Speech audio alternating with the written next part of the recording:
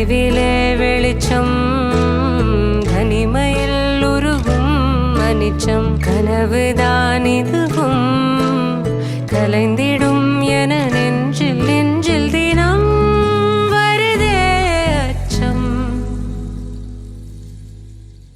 மேகதூதம் பாட வேண்டும் மேனி மீது சாரல் வேண்டும் காளிதாசன் காண வேண்டும் வானவில் வரும்